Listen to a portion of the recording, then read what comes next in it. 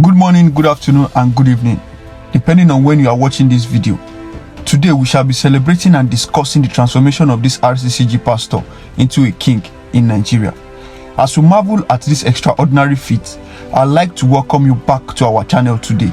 And we need your comments and your feedback on this topic because we are going to be discussing a couple and a lot of things. Pastor Prince Afolabi Gandhi Olaoye was born in August 23rd, 1961.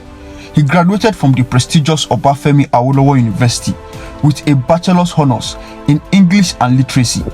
He also has a master's degree in industrial and labor relations with emphasis on human resources from the prestigious University of Ibadan. Prince Gandhi is a serial businessman and a board member in various multinational companies. He's a fun lover and he travels a lot. He is also an ordained minister of the gospel, a pastor in the Redeemed Christian Church of God, United States of America. He is married with 2 kids. This brings us to the narrative today. Should it be right for a Christian or a pastor to accept the offer to become a king? First and foremost, before we begin to go scriptural about this, let us look what religion and tradition is, because this is where the argument is going to fall back to. Religion is the belief in and worship of a superhuman power or powers, especially a god or gods. It is also a particular system of faith. Also, you can call it a pursuit of interest followed with great devotion. While tradition, in the other hand, is the transmission of customs or beliefs from generation to generation, or the fact of being passed on in this way. In theology, it is a doctrine believed to have divine authority, though not in the scriptures. Now, you see, when Europeans invaded Africa during the slave trade and pre-colonial era, Europeans sold the religion idea to Africans, making them feel inferior of their own religion and beliefs, in showing them a savior that has come to redeem them of all their burdens. Mind you, the religion the whites brought was just a part of their own belief and culture, which was sold to Africa as a religion. It was their own tradition that they brought to us and sold as a religion. If only Africans can ask this simple question: all those artifacts that the whites stole, if they were so evil as portrayed, why are they sold at fancy auctions and are displayed in expensive museums?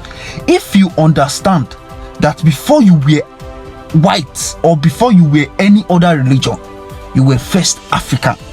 Your Africanism is your tradition. Religion is the tradition that the white brought and sold to us to make us forget our history and make us inferior of our tradition and make us feel that our tradition is evil. Not everything about our tradition is evil. Ifa is a good god. It's a god that people worship.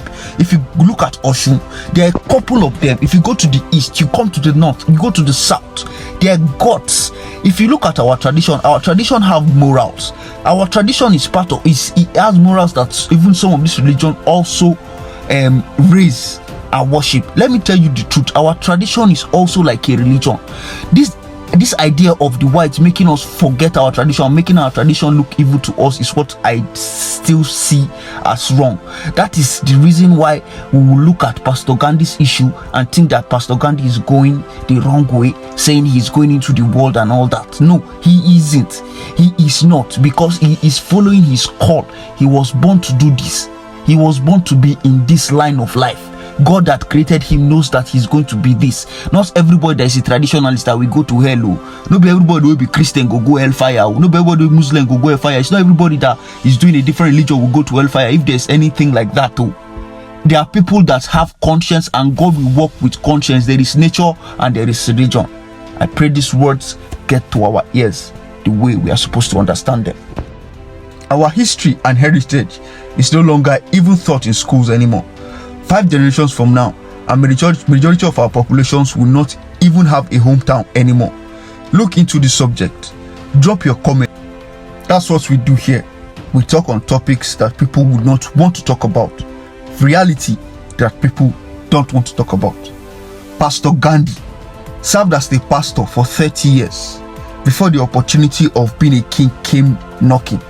Mind you, being a prince, it is inevitable that he was going to be a king no matter what happened. Though there were a couple of people that were picked, he was picked in the later. So it is his calling. It was what God has said for him to be. According to the pastor, when the opportunity came and he discussed with his boss, which is Pastor E.A. Adeboye, his boss told him not to reject the offer because Pastor Gandhi was not willing in the first place to take the offer. But Gigio told him to go and pray and listen to God, because these things don't come by mistakes. We are born into some of these things. He's a prince, he's born into it. It only takes a person of genuine spiritual understanding and vast knowledge to be able to give his disciple this kind of advice, not minding what the world will want to say. This man is indeed a man of God. He know what in God they talk. He told him to go and pray, because it shouldn't not be like, okay, no, it is your flesh that wants to do this thing. No, go and pray, because these things, God that made you a prince, he knows that you are going to be a king someday. Definitely he wants you to do something, and he has prepared you 30 years in ministry.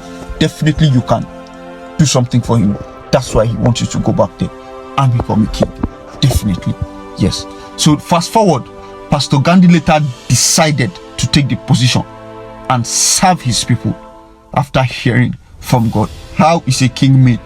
I know this narrative will come up that and definitely he must have done a lot of sacrifices.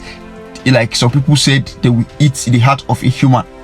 Let me tell you, according to tradition, though there are some rites that are very symbolic to tradition that you must do, but as the person that wants to climb this very position, you have every right to say, this thing, I'm not going to do it. This is against my person. This is against my person. This is against my belief. This is against what I know. Do you understand? You have right. You have a share. You are Kabiesio. So there are things that there are things you will not do. We are in modern times. We are no longer in those years. Gone are those days. You understand? In conclusion, if we keep saying that we don't want this, these people are traditionalists, we don't want people that are from other religions like Christians, Islam, people that have knowledge, people that have traveled, people that know people that have seen the world, to come and take these positions like politics and kingship. How do we now expect change? Me, I want this kind of people to come in and do these things so that we find change that we are looking for. Thank you for watching this video. Please like, share, drop your comments. We want to hear from you. You see the subscribe button? It's a 10-year addition of love, happiness, and joy. Hit that button right now. Thank you very much. Bless you.